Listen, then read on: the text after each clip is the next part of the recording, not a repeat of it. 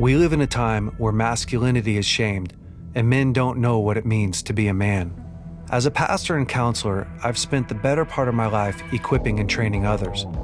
My goal with this show is to translate my hard-earned experience into tools and tactics to help you become stronger as a man. This is the BraveCo podcast. I'm your host, Jason Valentin.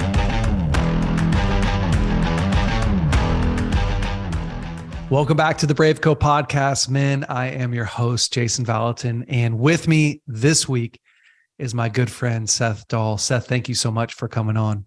Yeah, it's good to be here. We're going to get it this time too. we tried this before and nothing happened.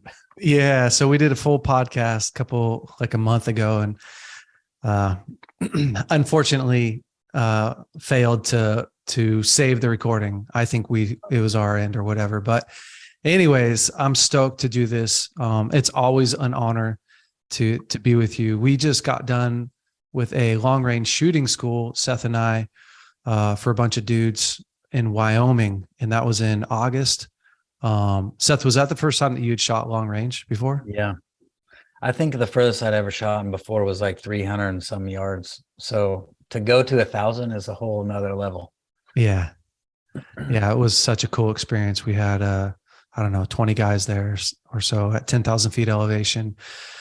And, man, every man learns, like Seth said, how to shoot out to 1,000 yards, how to, handle his weapon, all that stuff. So super fun to share a camp with you, but I'm excited for this. You just have a wild story, and you're such a great man. But I just want to read your bio really quick. Says this is a writer and a worldwide speaker to adults and children. You're known for your powerful wisdom and communication through your contagious joy and childlikeness. With over 20 years of experience working with children, Seth empowers parents to build strong connection that fosters peace and creates a thriving family culture. One of the reasons why we brought you on here is because of your incredible strength and wisdom with marriage and with children. So you worked at Bethel for quite a few years. I can't even remember how many years, but running our children's ministries. It's what you do now with Seth Dahl Ministries. You focus a lot on marriage and a lot on children. Can you just tell us a little bit about that? And then we're going to jump into your story. Yeah. So I did 10 years at Bethel and always had a heart for kids, but then started to realize if what happens inside the church doesn't happen in the home, it's not what Jesus intended. And so started moving more towards families, which includes marriages, kids, discipline, vision, all the stuff included. So yeah, I'm doing a lot of that now, some one-on-one coaching, more group stuff right now, just taking parents through like a program. And yeah, that's what, traveling a bit still, not as much. It's been kind of nice to not travel as much anymore. So in the early years, right, when my dad started traveling a lot, it was like the thing to do. Like traveling was like, oh man, you get to go on an airplane, stay in hotels, hang out, at these other places. And as a young guy, I was always like, oh, wouldn't that be the dream? Now it's like, if you can get paid to do everything you want to do from home and not leave, that's a good life. That is a good life. Yeah. And now it's like, if I take a big trip now, I make sure it's one that I can take one of my kids on. So that way we can have special time connecting and, go see another culture and stuff. So I'm trying to make sure now when I travel, it actually benefits my relationship with my kids at some level rather than takes me away from them. Even though I'm away from the other ones, I'm still got one with me. So that's fun. It's a great investment. Yeah. How old are your kids now? Brooklyn is 12, August is 10, and Arrow is 6. Gosh, dude. I know. Arrow he was barely born when I moved from Reading. He was a little crazy. Yeah, that is crazy. I want to dive into your story just a little bit because you have such a powerful story. And And then I want to ask you some questions about parenting and how to become a better dad, that kind of stuff. But would you take us through a little bit of your journey through life? And did you grow up in a good home? When did you find God? What were some of your highs and lows growing up? Okay.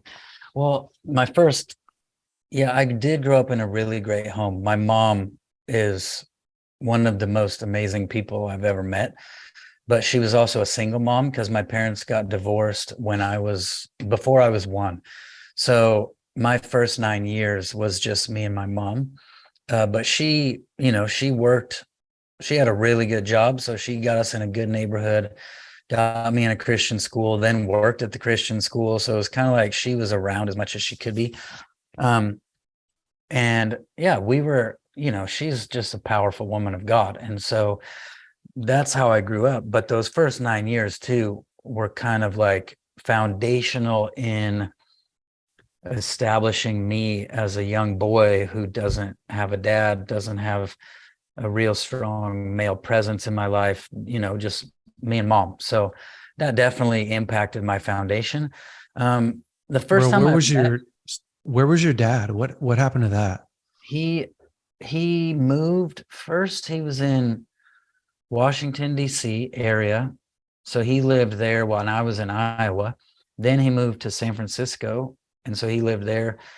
I stayed in Iowa the whole time. Then he moved to Colorado. So he was always in a different spot. So it was kind of like phone calls once a week, visits once a year. And then when I was older, I would go visit him for a couple weeks in the summer.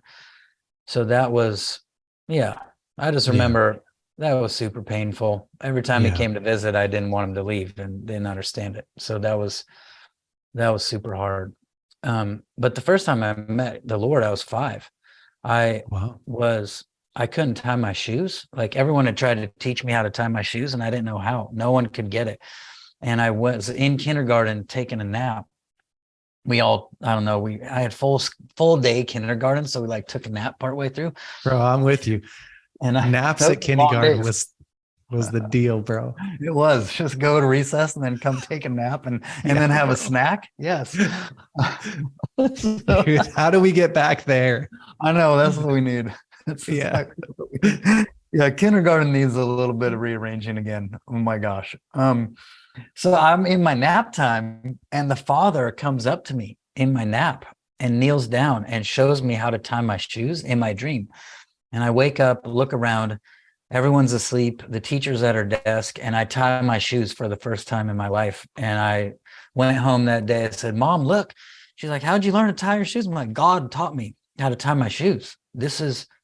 I had this dream and I just explained to her. And so that was my first time really encountering God. But, partway through, that was rare. Like we went to a church that believed in the power of God, believed in like the Holy Spirit, but I don't think we really saw much besides like speaking in tongues. And so it wasn't like practiced or regular stuff. And so, I kind of got to this point, I think, where I was just so hurting and so lonely and so like kind of done with church and religion that I just started going off the rails. Like I was your typical, like I started stealing CDs and like stealing rap music, like Snoop Dogg and Dr. Dre and all those guys. And I remember going to this kid at 16 years old. And I said, bro, he had come from a public school. And I was like, bro, we listened to all this music about smoking weed, but nobody smokes weed. Like what is this? Like, I want to try it. And he's like, bro, you can't just, I'm like, come on, you came from public school, get some weed. So he gets us weed and we smoke it. And the first time I smoke weed, I get busted. Like they catch me. No way. Told somebody who told the principal. So I get expelled from my Christian school at 16. And my dad is like, hey, you can either go to military school or get a job and homeschool and get straight A's. And I was like, well, I'm not going to military school. I'm going to get a job and get straight A's and homeschool. So I did that for a while and then just kind of dabbled for a few years in just smoking weed and stuff. And then we just kind of got to this point where we had a nice system going. We were all skateboards, and we'd get like an ounce of weed every day, and we'd just smoke enough to get really high, sell the rest, and then pay for our next ounce. So we were just trying to smoke for free. Well, one day our friend was like, bro, I can't find weed anywhere. There's nothing. But I ran into a guy who sells coke, and we can get some coke. I'm like, no, I don't want to do that. Like, I'm not doing this. And he's like, listen, we can get higher than we do, and we can make more money. I'm like, all right, let's try it. So I remember the first time I snorted coke in my 5th grade locker partner's house. We knew each other in 5th grade, and somehow we reconnected. And so we snorted this coke, and I told my friend like an hour later, I said, bro, if I don't stay away from this, it's going to ruin my life. Like, I could tell I loved it so much that if I didn't avoid it, if I didn't end it now, I was in trouble. And it was so a few weeks later, we're just off the rails, snorting coke all day, every day, selling coke. We went from like an ounce of weed every day to like an ounce of coke every day, which went from like $100. Like, everything just multiplied dramatically. But then one day the coke guy, our main coke guy, comes and goes, no coke. We don't have any coke right now. It's only crystal meth. And I'm like, no, I'm not doing this. And my friend, same guy, he's like, listen, we can get higher and make even more money. I'm like, all right, fine, let's try it. So now I'm snorting meth. No way. So stupid. And I'm supposed to start a job the next day. Just real quick, are you selling cocaine as well? Yeah, I have to at this point. My gosh. Already to pay for my usage. That's I broke insane. the rule. You're like not supposed to get high on your own supply. Well, we had to we had to supply in order to pay for our own getting high. It was ridiculous. How scary was that for you? I think at the time it wasn't that scary. Like, I was pretty naive to that world still, even though, I came in as a user, not as a dealer. So I was pretty naive. I was really naive until my best friends like broke into my house, pretended like it was someone else, and stole everything. And then I realized like, oh, I'm dealing with stuff here that I've never really been exposed to at this point in my life. And, rap music does a pretty good job of explaining it, but at that point it was still other people's experience, not mine. Yeah. So that was, yes, we're just selling. It's not scary quite yet. It gets scary real fast. Like, meth is where it started to get scary, because I was supposed to start a job the next morning at like 6 a.m. My first job I've had in a while. I was really excited, but now I snorted meth at 5 o'clock at night. Well, I blink a couple times and I don't snort anymore. Everybody's snorting meth all night long. And I am trying to go to sleep, and it's 5 a.m. and I go, I got to go to work in an hour. And I haven't slept. So now I'm taking meth to my job at 6 a.m. to try to make sure I stay awake. Oh my gosh. So fast forward 2 weeks, I've barely slept. I've barely eaten any food. I've snorted meth every day since, and I've already lost my job, and I would like go in the bathroom and snort a line of meth on the toilet seat, not the seat, on the back of the toilet, and then just lay down and try to take a nap. It was horrible. And I told myself, like, I'm getting out of this. I'm not going to do this anymore. So I sold the rest of the meth with rubber gloves. I bought rubber gloves because I could feel it soaking into my skin when I would like mess with it to sell it. I could feel it go in. So I just got rid of it and went back to coke and weed to try to like not do meth anymore. So that's all happening. And around that same time, another friend is like, hey, and we've dabbled with acid at this point, mushrooms. So like all of it's kind of coming in waves. But then that's when ecstasy started showing up, and my friend's like, bro, we can do ecstasy. And I'm like, no, I don't want to do that. Bro, it eats holes. Your friend. Yeah, I know. This is a different friend, bro. I had to learn. This is what I learned. When I got saved, I learned the people I thought were my friends were more like enemies. Those are not friends. Those are like enemies. And I didn't know it. I just trusted him. And so, dude, this guy he convinces me to try it. So I try ecstasy and I'm like, forget everything else. I don't want to smoke weed. I don't want to snort meth or coke or anything. I want nothing. I just want this every day. And before we knew it, we're just like snorting 5 pills of ecstasy every single day, and then Holy started smokes. mixing it up. So that's where my next encounter with God begins to come. How old are you at this point? 23, 21. This is a 2-year journey, 21 to 23, just every day going for it. Holy smokes, man. So you're an addict. I'm an addict. Yeah, I'm full on. The only thing I didn't do, it's interesting. I just talked to a friend. He has the same story, a very similar story. Like there was 2 or 3 times in my house where people were smoking crack, and they would hand me the crack pipe and I would go to smoke it, and I'd hear a voice say, "Don't you do that." And I would just hand the crack pipe back to him and say, and I knew, it was like I knew my mom was praying for me. So Wow. I was like, my mom, that was God. God's talking to me. Another time, my friend, a guy I would consider a friend now, he comes over. I mean, he's an addict as well, but he comes over. He's like, "Bro, my dad had this dream that we were eating all these pills at an apartment and we all started dying. And like we're dropping dead." I said, "Dude, that's God. God is telling your dad we have to stop." He's like, "I know." Because he grew up a Christian too. So both of us were like, then we were kind of like, we better listen to the Lord. What are we doing? This is not good. And yeah, so that's all happening. Around there, then September 11th happens. And I remember watching that and going, I don't know, something shook me. Fear entered my heart at a level that I had not ever had, where I was like, oh, this is for real. Like life is for real. Jesus, I knew Jesus was for real. Like he's going to come back, and the earth is shaking and stuff's not good. Even though I was all high, I could understand like the World Trade Centers. This is bigger than what I've opened my mind to before. And that sort of started me thinking a little bit differently about stuff, but then it wasn't fully impacting me. And then another friend got me this job at a really nice restaurant. So I'm working at this super fancy, like the best restaurant in Des Moines, Iowa at the time. Really nice. And but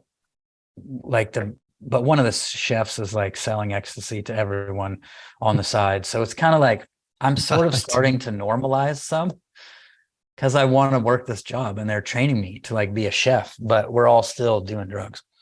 And one day out of nowhere, I go in there and they're like, "Seth, you yelled at this other chef.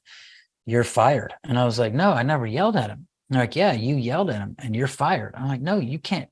No, I didn't do it." And I have no recollection of it, but they just fire me. And that's when I was like, okay, I'm done. And I went to my friend's house. We smoked a joint. I said, I got to go to my house. I go to my house. I grab a gun. I had a Glock. I stick the Glock in my mouth and I start to just cry. And I start saying things like, "Seth, I wish I would have just listened to my mom. I wish I would have listened to my pastors. I wish I would have listened to my teachers. I wish I could start my life over. I wish I could just be born again." And I heard that come out of my mouth, this born again. And then somebody walks right through the wall into the room. And I knew who it was, because he said, "You must be born again." And I was like, "Jesus, if you're real and you can make me born again, you have to do it or I'm going to pull the trigger." And I just started weeping uncontrollably. And I just started, like, all these sins were coming out of me. I just confessed, I don't know how long, hours of just stuff, memories pouring out of my mouth.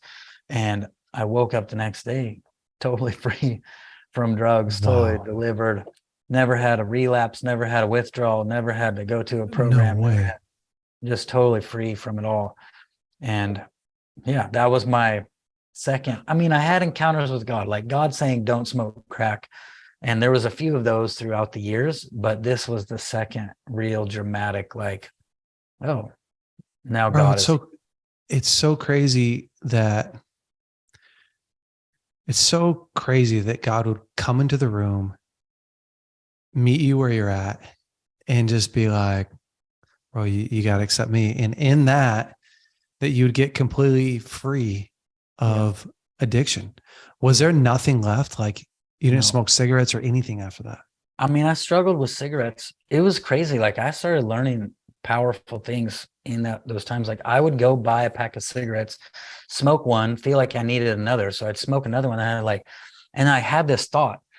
It ran through my head, Seth, the only reason you're struggling with smoking is because you still believe you need a cigarette. And it was like this one thought, I need a cigarette, is keeping you smoking. And I was like, well, that's a dumb thought. So it's kind of like a sozo almost of like, hey, this is a lie. When you disagree with the lie, believe the truth, things miraculously happen. I'm like, so I did struggle for a little bit with smoking, but I'm like, what's so interesting? What's so interesting is the reason why I said smoking specifically is I've heard similar testimonies over and over again of people getting completely free of drugs, right? But then they still have this smoking thing, or or like a small other addiction that like they had to work through, they had to like process through. And part of like my working theory, I don't know like if this is true or not, but I do think that God in a certain way makes it a fair fight. He's like, this stuff right here, like this is beyond you. Like I'm going to rescue you from this. But this right here, like me and you are going to work through this. You're going to learn how to trust me. You're going to learn how to some perseverance. You're going to learn how, and I've heard that, like I've had that same scenario over and over and over again in so many different people. And man, that's so crazy. So obviously that was the end for you. Yeah. Yeah. I call it the one-step program. Like he stepped into my body and all the drugs stepped out. Like I felt like, for me, I felt like it was a spirit, like one spirit that wanted me addicted to whatever I was. It didn't matter. It wasn't like a certain drug, I just felt like it was a spirit that was like, I don't know, a spirit of addiction or something. Like, I don't know if that's even like a legit thing, but who knows? But like, there was something that left me and that I didn't even crave it. I didn't crave it. I didn't want it. I was repulsed by it. Everything was gone. Like it almost as if it wasn't me. Or I got so born again that the Seth who that was so dead that there's no like, okay, resuscitation. Maybe that was me, but he's really dead and buried and gone. And I'm a new creation all of a sudden. Holy smokes. So where did that lead to? Like you wake up the next day, you're like, your life's changing. What happens after that? My mom, well, 2 days later, I run into a friend from junior high school and I'm like, Josh, I'm a Christian now. And he's like, Seth, I'm a youth pastor. You should come to my youth group. So I go to his youth group a couple of days later and he like does a skater ministry. So he's got all these ramps and stuff. And I skated. So it was like right in my alley. And then they had a movie theater with no seats in it. So they would do they built a stage. They would do like a skate park and then punk rock shows on the stage. And it was perfect because the slanted floor means everyone can see the stage really, really good. It was really cool. And then he would like preach the gospel and baptize people in this movie theater. And so it's all these skater, goth, punk rock kids. And I'm just dropped in this world out of nowhere. And so I started going there. Then my mom calls me and says, hey, this pastor is coming. I was going to my friend Josh's church. My mom says, hey, this pastor is coming from New York City. You should probably come listen to him. He's coming to my church. So I go back to my childhood church to hear him speak. And he ruins me. His name is Bill Wilson. He's got a ministry called Metro World Child. He's still alive and going strong. Probably should have been dead like 1,000 times. But he preaches these sermons and just ruins me. And part of what happened the night that I got saved and delivered, I heard come out of my mouth, I told God, I said, if you get me out of this, I will help children not go down the path that I went down. Wow. Somewhere in there was this thing to help kids and to work with kids. And I never knew it was there until it came out. And so I went up to Bill at the end of the meeting and I was like, I want to come do your internship. He's like, all right, go on and sign up. And so I sign up. and then get accepted. So I'm planning to go to New York and like do children's ministry there in the ghetto with him. Well, in that same time, my house gets raided by the SWAT team, and they just come in like 8 guys come in, and they're like, "Where's the drugs?" I'm like, I don't have any drugs." Like, "You remember me?" I'm like, "No, I don't remember you." He's like, "You sold me drugs in a grocery store parking lot, and you're under arrest." And he cleans What? out my whole house. The only thing, I already sold my guns. The only thing he could find was one bullet shell that I saved from my Glock, because I really just wanted some kind of memory of that season. And he's like, "Where's the guns?" I'm like, "I don't have any guns." "Where's the drugs?" Like, "I don't have any drugs." Like, he's like, "We've been following you around." I'm like, "Okay, I know." I'm like, "You've been following me to church?" He's like, "Yes." And he's just mad. And I'm just in the back of the cop car going to jail. Like, "Hey, No I'm not, way. that's not me. Like, I'm saved. I'm preaching the gospel to the cops taking me to jail, because I don't know, I don't know what else to tell them. Like, that's not me. I know I sold you drugs. I don't remember it. I don't do that anymore. I'm totally clean. I don't do drugs. Like, I'm fine. And I'm saved now. I'm born again." And I'm just trying to explain. Well, I go to jail and I get like 2 years of probation, and I'm not supposed to go to New York. And God works all these miracles so that I can still go to New York, even though I have like 1 year and 10 months probation still. Like, I'm only 2 months into my probation, and she lets me go to New York.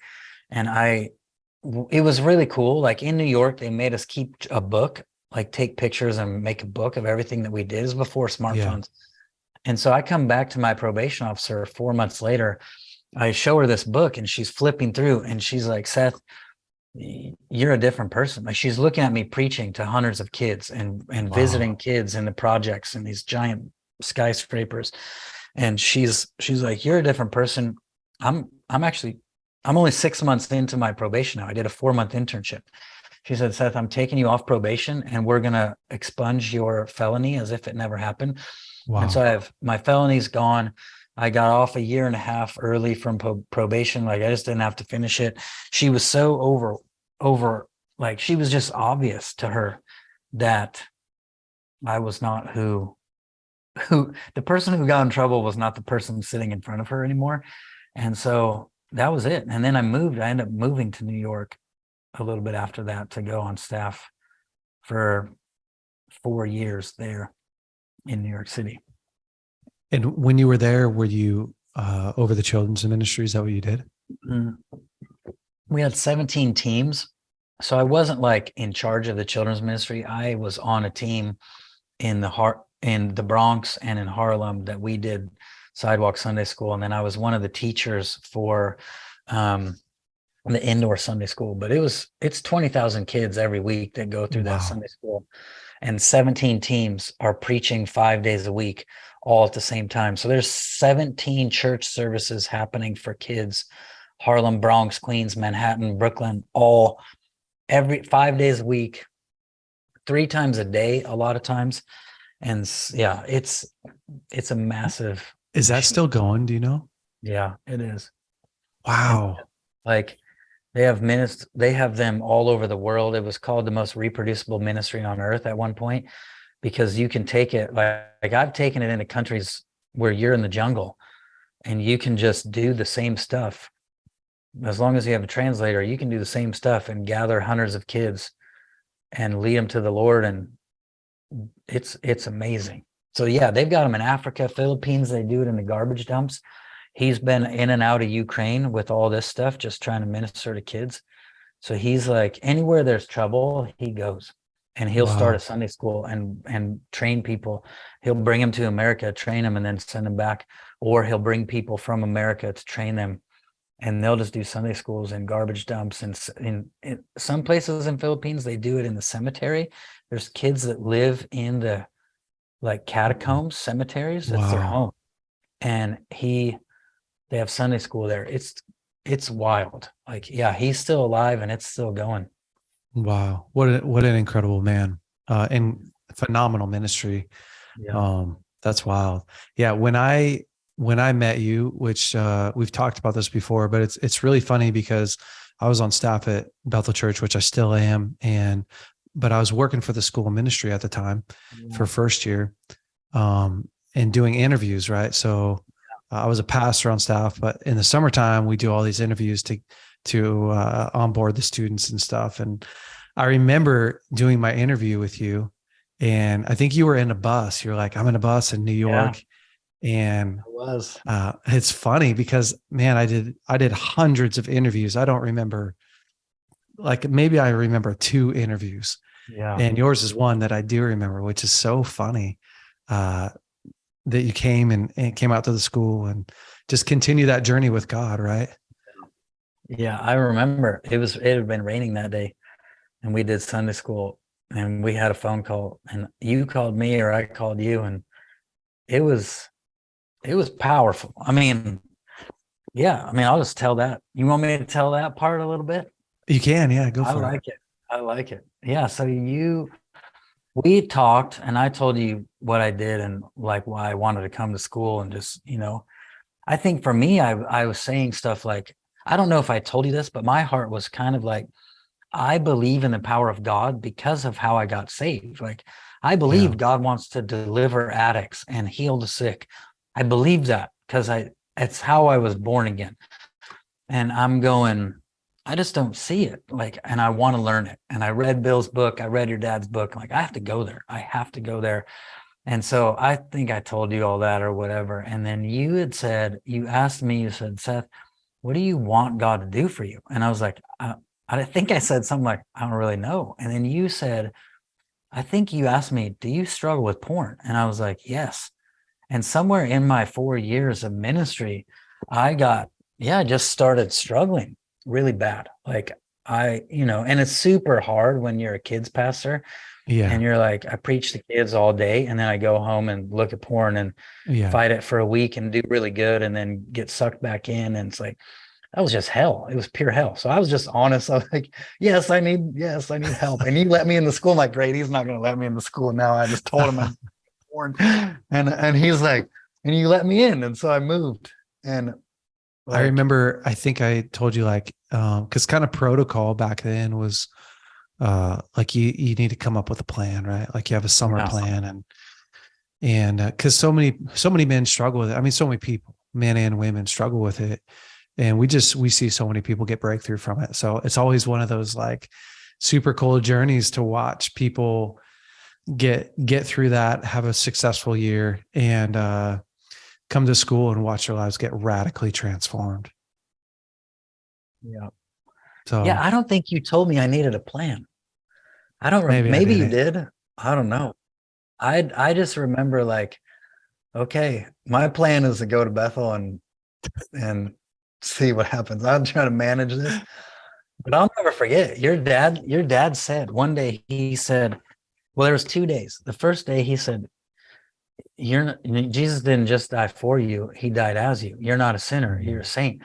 And then and that it felt like he shot a bazooka at me. And it was like, oh, I'm not a sinner, I'm a saint.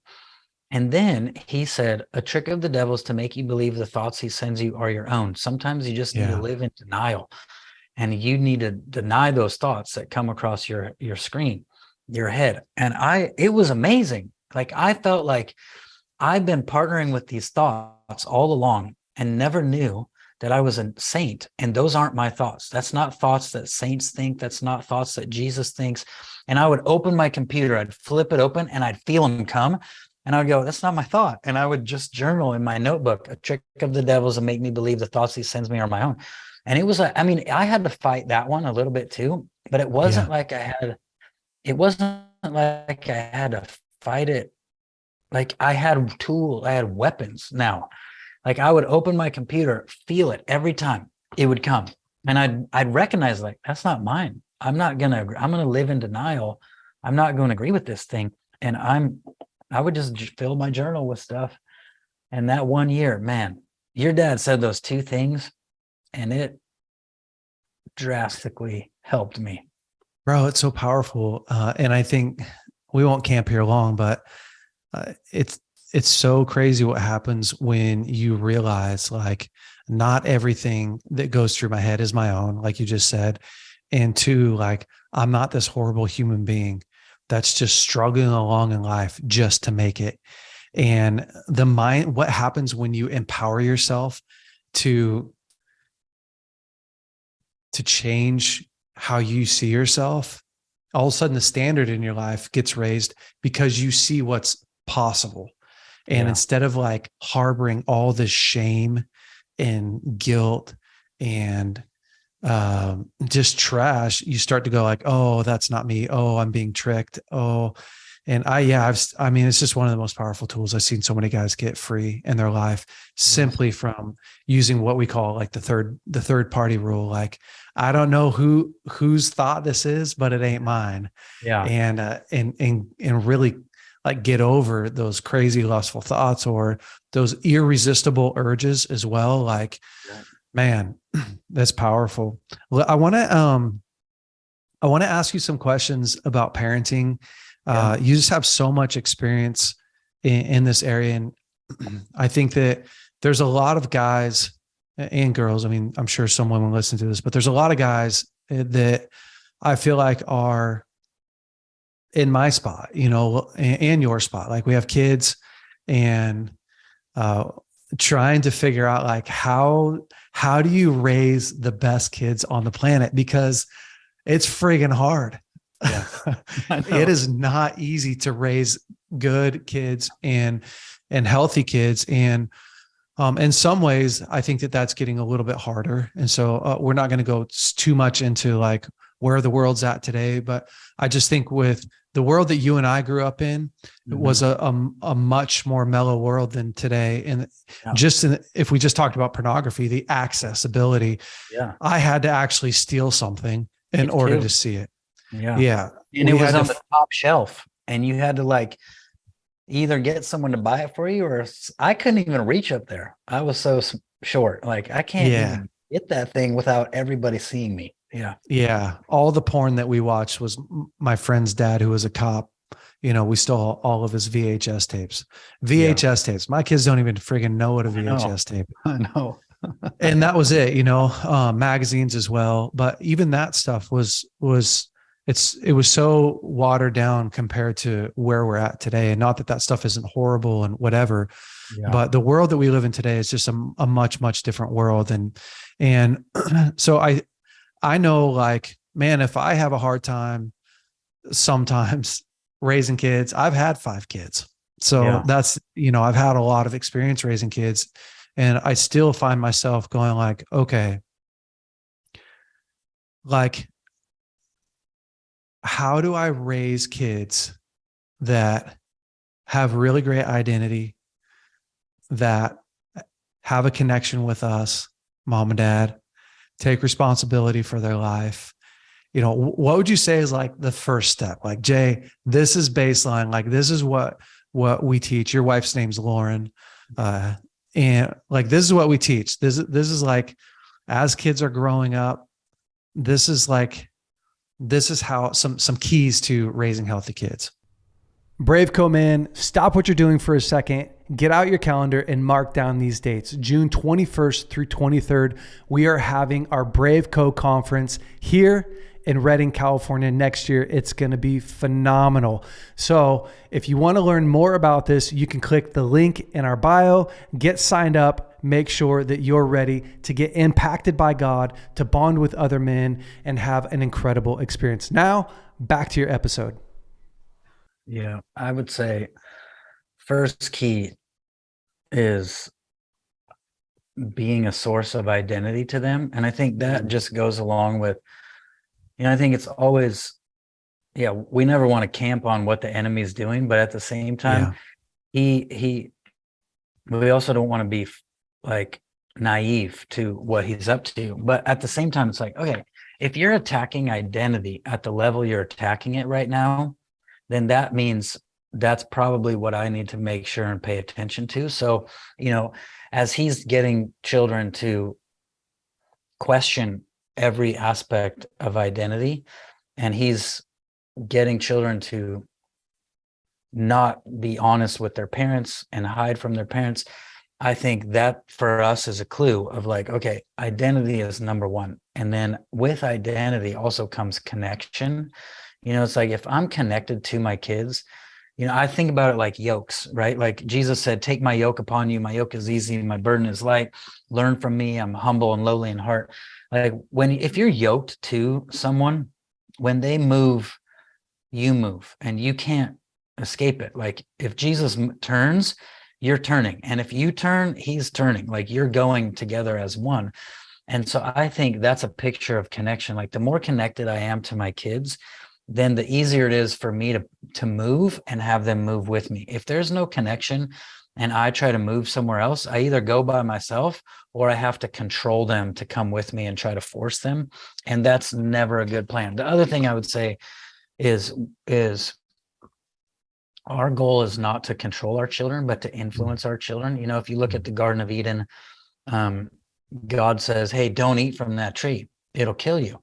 And then he leaves the tree there and leaves the serpent there and walks off and decides to come back later that evening to check on how things are going. But he leaves the tree right there, leaves the enemy right there. And it's like, oh, he doesn't want control.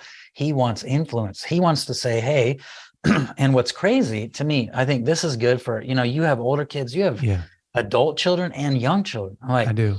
For those of us that have young children, it's good to practice this now. Like what you see with God in the garden is he actually goes, this is the way the Lord told me. He said, Seth, you shall not eat from the tree is not the same as you cannot eat from the tree. And, God doesn't say you can't do that. He says, don't do that, or it will kill you. You will surely die. Which is also interesting to me because he doesn't say, don't eat that tree or I'll kill you. He says, don't eat that tree or you will surely die. So it removes this element of punishment from the factor. Like I will not be the one to punish you. You will receive a consequence for what you've done. So that's huge. The other element is like he allowed them to make the poor choice that he did not want them to do, that was going to throw humanity for a massive loop. All of us are still eating from that stupid tree because of Adam and Eve's decision, right? Like this is a big deal. It's not like, hey, don't eat carpet or don't pick up paper off the carpet and eat it. Like that's not, but I think we can learn from that and go, oh, God allowed us to make the choice he didn't want us to make so that we could experience the consequence and hopefully begin to learn. That consequence is dumb. I don't like that. It's not enjoyable. I want to make better decisions on my own. And so I would say that's a huge deal with when we have younger kids. I think it's really important to let them make bad choices and face the consequences so they can go, well, that's dumb. I don't want to do that anymore, because the stakes are low and the safety is high. Like if I can teach you if I can allow you to make stupid choices now, and I don't protect you from that, I don't control your choices, I don't block you from making poor choices, then when you leave my house and the stakes are really high and there's guns and there's drugs and there's all kinds of agendas flying around, hopefully you've learned to make better decisions and think about consequences and think about the future that you will create by these choices. I think that's a huge deal. So all of those things to me are really important. Like, how do I connect to my kids? How do I influence them and not control them? How do I allow them to face consequences so they'll learn to think for themselves and make better decisions? How do I discipline them and not punish them for their stuff? And then how do I instill a deep sense of identity? Because the enemy, that's all he wants is their identity. The identity theft for many, many years has been the number one crime. Digital identity theft. They take your credit card, whatever. They drain your accounts. They put your name all over stuff. It's like, oh, identity theft is the number one crime in the natural because it's the number one crime in the spirit. And so if we get really good, I think we just have to get better and better at how do I instill identity in my children and be a source? Because if I'm not the source, something else is going to be the source. Of course, God is our source. But if I'm not reinforcing God's identity in their life, someone else will erode it and destroy it. And so practically, those are my let's get down to I love it. Let's get down to a couple like brass tacks. Maybe kids to 1 years old to 5. What's like the plan? Like, okay, I'm going to pour identity into my kids. What are you doing for your kids practically to begin to build that foundation of identity? Yeah, I think, okay, so identity is, I think there's 5 keys. It's great. I just taught this last night. I think Come there's on. 5 keys to identity, to instilling identity in our kids. The first one is our kids are asking questions. Mm, You see it in the garden. The devil's asking questions as well. You know, the devil says, did God really say you can't eat from any tree in the garden? So our kids are being asked questions and they're asking them. And so the first one they're asking is, am I good enough? Usually. mm, And so who's going to show me that I'm good enough? And if you just pay attention to this when they're, that's great.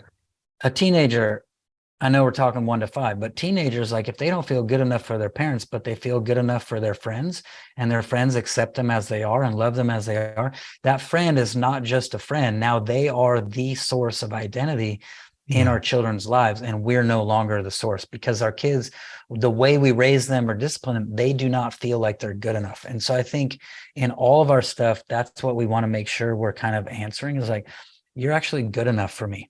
Like when Mm, you make a poor choice, I can separate out the choice, the behavior from who you actually are. Like an example with my kids, I think it comes down to a lot of times at that age, tone of voice. mm, So, my little guy will, like today. All right, it's early. He gets up early. He's tired. He's sick, so he's a little bit older than this, but this works with all of them. I love it. And he's totally melting down. And he spit in my face. Like we were wrestling a little bit and he spits in my face. And I said, hey, buddy, we don't spit in people's faces. And I want you to go get a rag and wipe it up. Just clean my face. I want you to, because I want them to clean up their mess. Hey, I'll let you make a mess, but you also get to clean it up so you learn making Yep. a mess is not enjoyable.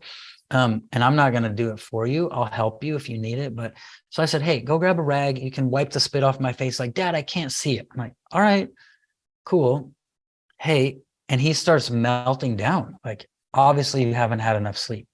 So a lot of times that's a factor with little kids. They haven't had enough sleep or they're hungry. And so we have to keep that in mind. And when that thing turns on in them, we have to crank up our gentleness and kindness. And so he's Mm, totally melting down. It's 7 a.m. And I'm like, hey, buddy, do you want to clean it up or do you want me to clean it up for you? If I clean it up for you, I'm going to have you go to the reset chair. So I call it the reset chair. Danny calls it the no fun chair. I yeah. call it the reset chair because no fun chair kind of has felt to a lot of parents like I'm going to separate my kids from me. And when they behave, then I will come back to them. And Yeah. they're like, I don't know theologically how I feel. So I call it the reset chair now That's because it's great. designed to give you a spot to reset emotionally. Right. Yeah. I And love so that. he's melting down. I go, buddy, do you need a little bit of time to reset? Do you want to walk there? Do you want me to carry you? So I'm giving him options. I'm giving him choices. If he doesn't make the choice, I'll make it for him. So I'm like, all right, I'm going to carry you. I take him over. I said, here, take a little bit of time and reset. When you're ready to talk to me like this, in a voice like this, I think that's another key. I want to provide to my children the tone of voice that I want from them. It's the gospel, I think. Jesus Yeah. is like, love the Lord your God with all your heart, soul, mind, and strength, and love your neighbor as yourself. And then he comes and provides to us. He loves us with all his heart, soul, mind, and strength, and loves us as he loves himself. And he provides to us what he requires from us. That's in some of my gospel explanation, I would say that's deep in there. And so I want to provide to them what I want from them. So I'm like, hey, buddy, as soon as you are ready to talk like this, come on out. And then I said, hey, so I'm just like right now, there's like 5 or 6 tools in here that help with this age. I love it. And then a couple minutes later, I'm like, hey, buddy, do you think you can calm down on your own or do you need me to hold you? And he's like, I want mommy. I want mommy. I'm like, okay, I'll get mommy for you. And I go to Lauren. I'm like, I think he just needs help resetting. Like he's pretty maxed out and he doesn't want me there. And so I'm like, I'll request backup any day of the week. I don't Yeah. have to be the hero. I don't have to be the one like, hey, I'll go get backup. Lauren can come. She helps him reset. I think holding them is super important. Physical touch helps their neurological system like settle down and Decompressed. calm Yeah. down.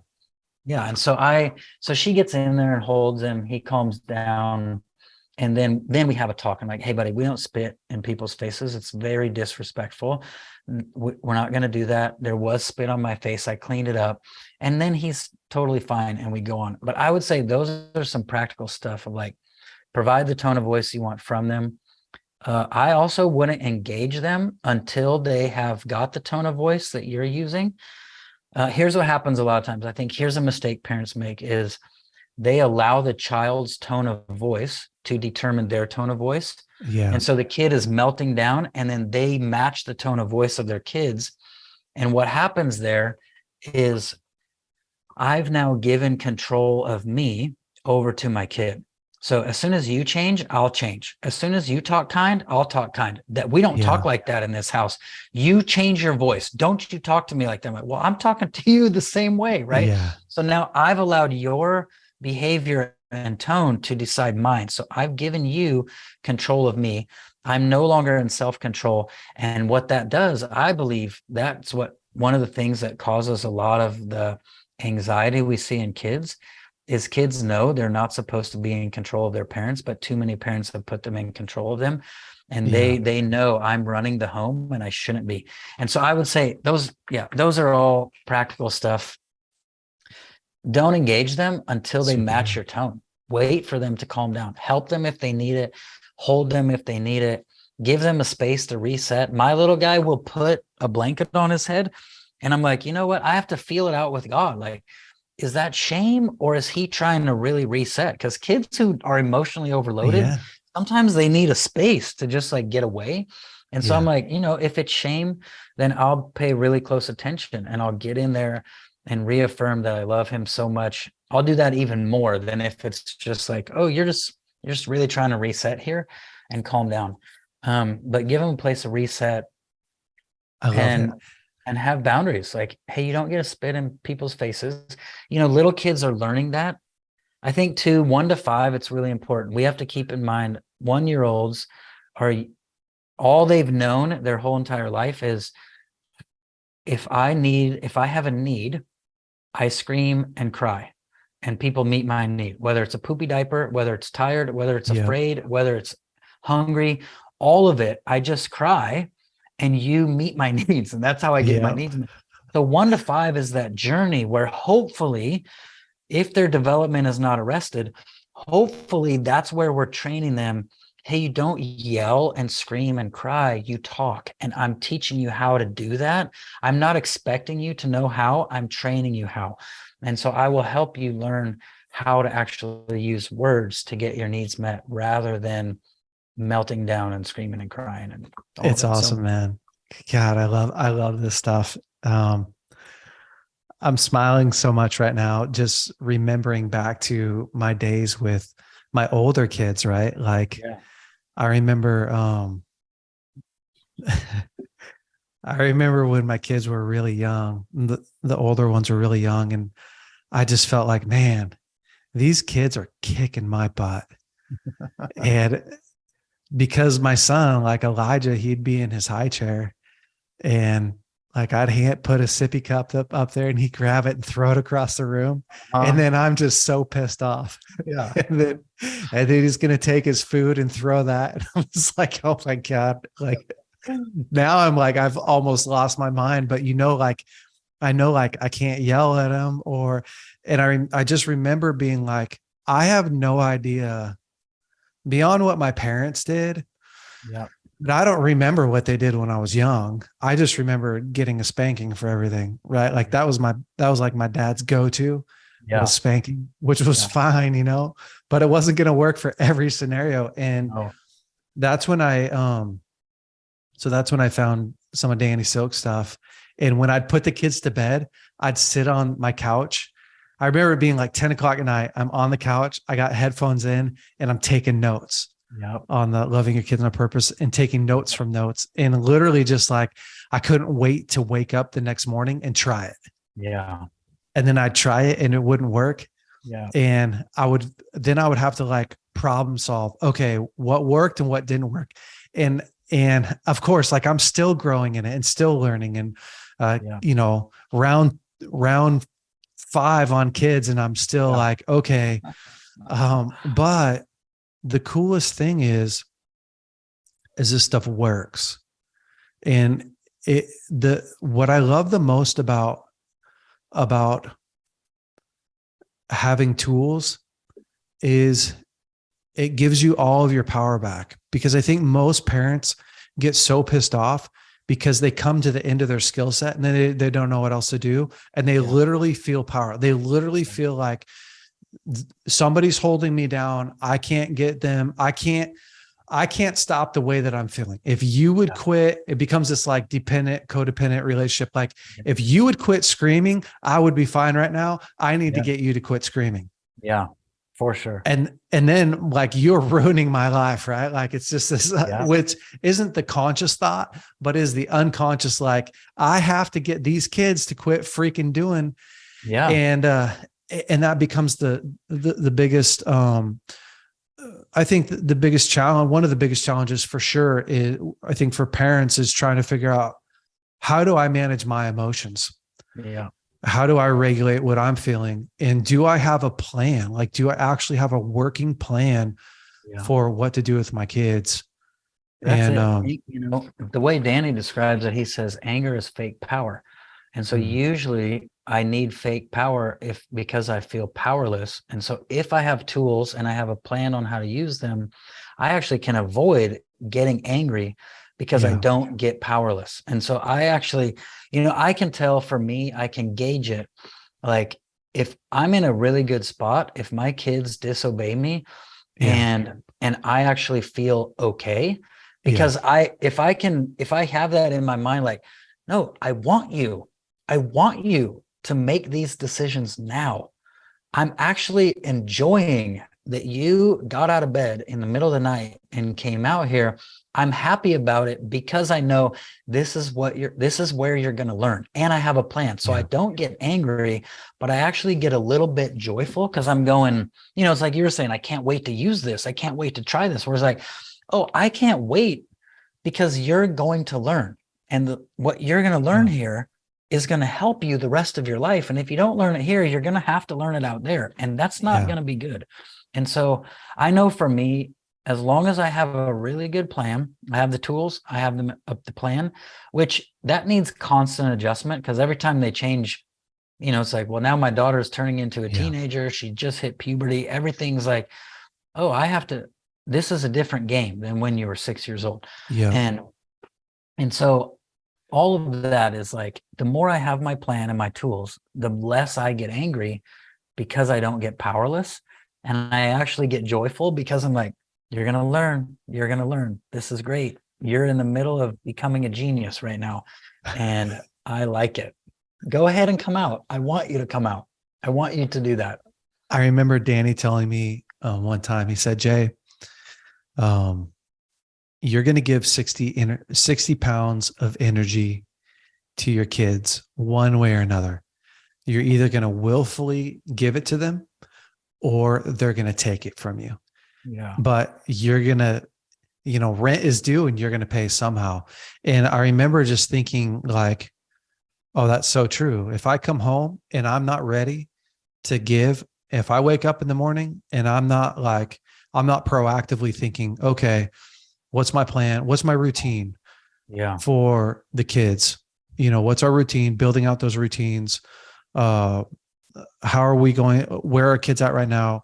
Where do they need to go? You know, that type of stuff. Like if I'm not putting energy into it, I'm just going to pay over here. I'm going to pick my suffering by not planning.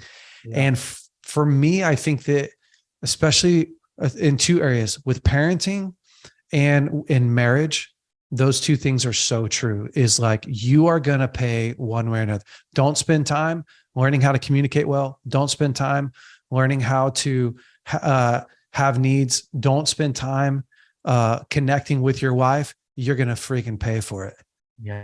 Your life's going to be tough. And then spend time learning how to communicate, spend time learning how to regulate your emotions, have a healthy conversation, all that stuff. And you're doing work, but it's gratifying. You're like, oh, this is amazing.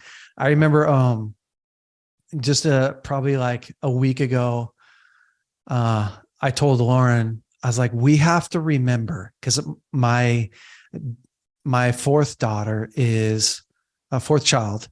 Her name's Edie. She's 2 years old. And then my son Liam is 8 months old.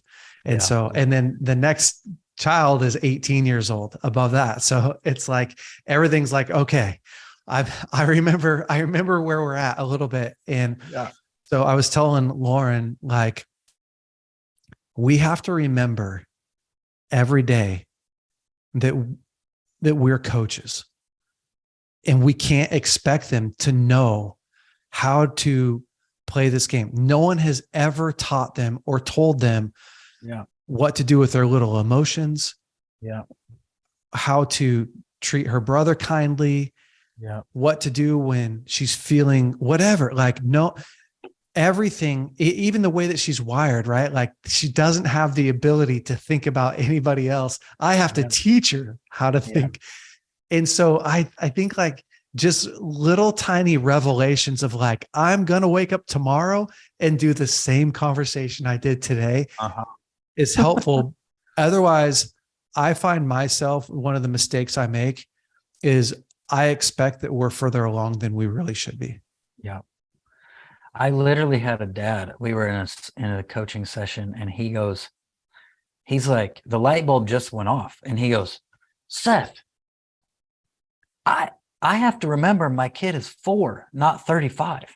He's like, I've been treating my kid like he's 35, and he knows everything I know. And how dare he not know what I know? And I'm like, yes, it's your job to teach him what you know, but he was the whole time. And that was powerful for me, because I'm like, wow, we do that. We forget that no one's taught them, and we think they know what we know. Just, I don't know. We would never say that, but it happens internally where you're like, how do you not know this? Or we've had this conversation several times, and you still are doing it. Like, okay, but that was a powerful moment for me when it hit him. He's like, I think my kid is 35, and he's not. He's 4. I'm like, yep, that's it. Oh, yeah. And as they get older, right? The older they get, the harder it is to really remember, like, this is an 8-year-old boy. Who, man, when I have strong emotions, it's hard for me as a 42-year-old to deal with my disappointment. Right. I tell my wife, hey, I'd love to have sex tonight. Now, however you tell your wife that, if you use the word make love, whatever, you got a code word. When my wife says, hey, I'm not in the mood, it's hard enough for me to deal with that. Right. Like, how hard is it for my kids to really want something and not get it, or to really not like the way that her clothes feels at 2 years old? It's like, feel for her clothes is everything right now. So she could melt down over the sock feeling wrong. And I could find myself in the middle of that moment being like, it's fine.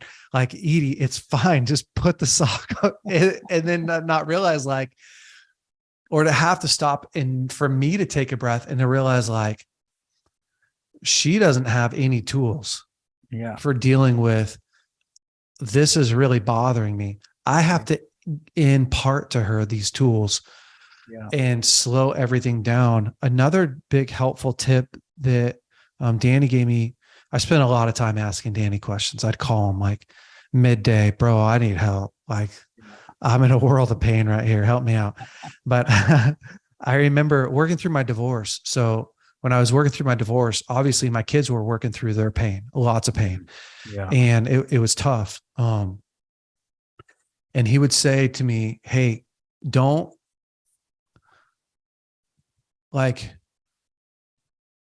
try to explain everything to your kids when they can't hear you. Talk to them when they can hear you. And what he meant is, like, my son and I may have a disagreement, especially during this time when he was carrying a lot of pain, right? And he might blow up and do something crazy, like, whatever, hit me or throw.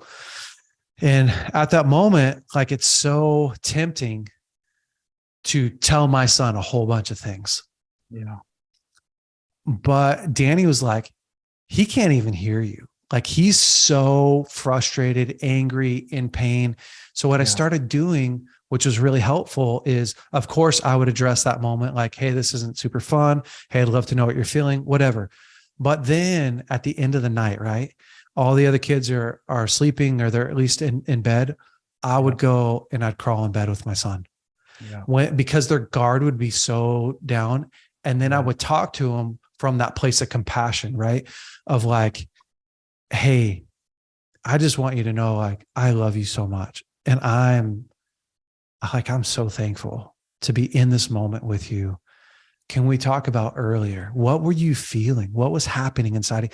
And really be there as a learner, as a scientist, as the guy. Like, I really want him to know that he matters to me. Yeah. Because in return, he'll really care about what I'm about to say. Yeah. And be able to train them. And so I think for parents too, like, we sometimes feel this really huge pressure to correct everything right now in the moment, and get it all wrapped up. But I just realized so much, like, if I get angry, my kids can't hear me because all they hear is my anger. Yeah. They no longer focus on themselves. And if they're so frustrated and angry that they can't process what I'm saying, it's not actually been a really beneficial moment. No, I'm not helping them. no.